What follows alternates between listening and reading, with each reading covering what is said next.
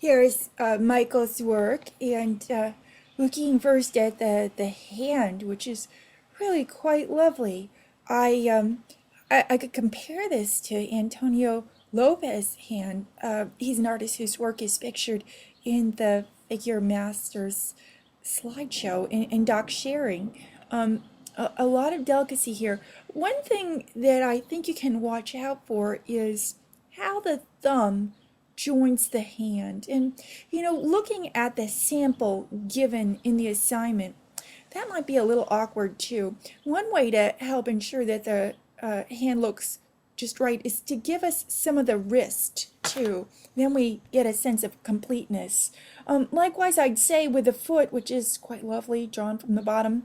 Nice way to work. You draw your own foot sitting down on the floor, sitting in a mirror. But a little ankle there would help. I think there's already a pretty good crit of your portrait, and then the full-length self-portrait. Well, that looks pretty good. I'm thinking about, foreshortening in the thighs and size for the feet and maybe the lower legs. Well, here's Diana's work, and I noticed that she got the drafts of the hand and foot in there. That's good. Looking at the finished versions, the works are very nice. I'm still going to press for you and your classmates to let up on outlines. I like the shadow on the top of the foot. That's really nice. I'm looking, though, for the landmark of the ankle, the inner ankle formed by the end of the fibula bone. Let's see here. Also, maybe shadow in the first portion of the finger, underneath the place where the fingers are curled would be a good idea. I'm a big fan of this portrait, but I'm going to recommend that you and everyone go back and review the material that I provided in the portrait discussion because it's very good. It's crucial to understand that all. And for the full-length self-portrait, this is a great solution. I like the stance. So here are Ellen's works, and I'm pretty bowled over by the top hand and foot here. There's a real intensity and sensitivity there. You're showing us what you can do. You're proving to yourself what you can do. I really love the boniness of the ankle in the foot and the sort of odd curling up of both the fingers and that the foot seems to be pointed up too, so there's pressure on the ankle, probably revealing the bone more. For that matter, we've already done a pretty good critique of the portraits. One thing about the portraits is sometimes it helps to work on a larger piece of paper so that you can really figure out how broad the shoulders need to be. And I'm thinking not just the shoulders, but the chest. I feel as though in relation to the size of your head, your body is looking smallish. Now, for the full-length portrait, well, this is a nice start.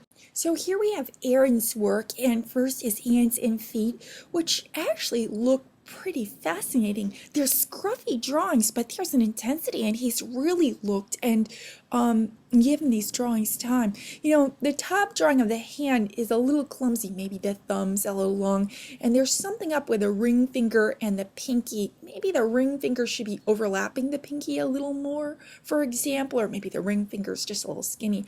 But I like that extreme foreshortening in the sidewise foot, and the way that the hand looks sort of flopped, almost like a wet rag in the third drawing's beautiful, as is the rendering of the toes and the ankle and the foot. Marvelous. Now, the portrait was meant to be a brief assignment. There's a light touch here that reminds me of artists like Fairfield Porter. The portrait isn't fully fleshed out, but there's a lovely poetry there. Now, about the self-portrait, it's an okay layout. I'm wondering how you're looking at yourself while you're making this kind of composition. Here's Mike's work, and Well, I think I made a comment or two on the hand and foot already. I am observing how that pinky is just drawn so beautifully. And Mike, I wanna applaud you for that and encourage you to push all your drawings a little further. There's something very nice about the three-quarter portrait. Um, I want you to take a look at the shape of the eye on the far side and think about the head as a globe. So here we have Sarah's work in first, a couple of hand drawings apparently made in charcoal. And something Sarah's got down is the business of using the charcoal for mark making on all sides. Not only can you draw with its point, but draw with its width, or you can even take it on its side and scoot it to make a line that's very straight. So I'm appreciating that. This is where we want to go with charcoal. It can be a very expedient way to draw. I particularly like that right side drawing. It's very graceful. Something's up with the pointer finger, but I can forgive that because the rest of the drawing is so lyrical. These photos were a little fuzzy. Watch out for that. All right, and then a portrait. I encourage you, Sarah, to study the material that I put in the portrait discussion. Your portrait is competent, but I think that there's room for improvement in the mouth, and that was a topic we discussed there. Also, I want people to work on hair. Is there a way to draw hair besides with the point of the drawing instrument? If you're working with charcoal, lay in value with the side of the charcoal.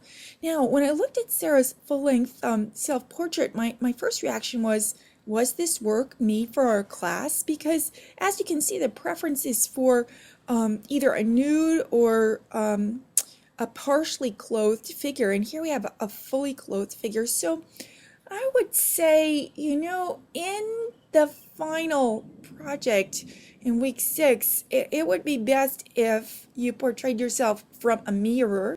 Here's Ryan's work, and boy, does he have a lot of it this week.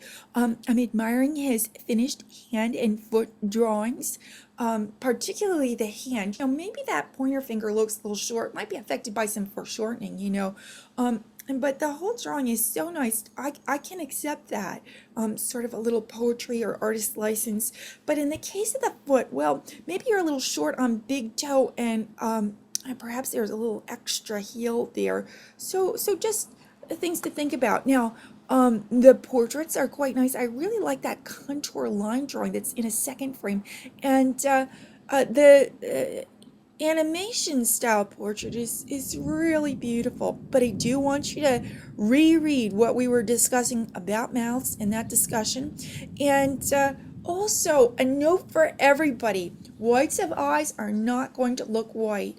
Now, let's see. With regard to this self-portrait unclothed, let yourself be in a pose that you can draw from and hold at the same time.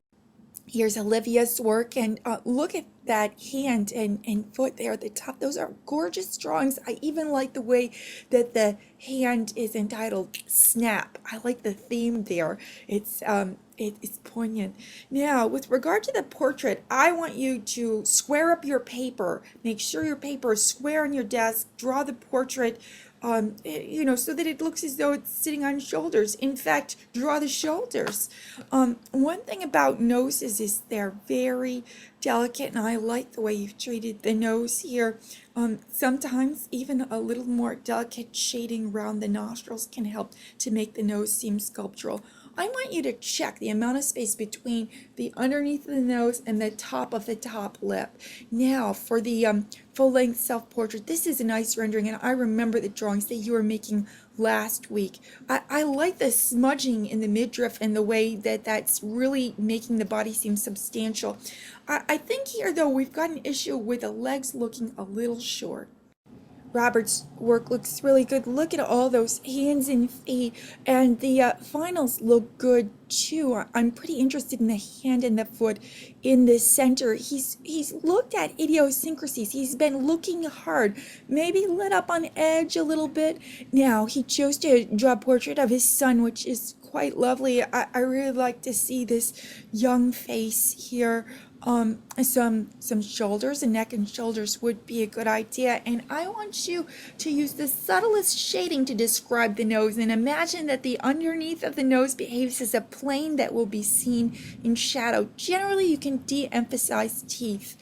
Also, let's see, generally I was encouraging you to draw a little larger on the page, particularly with a full-length portrait, which looks very good.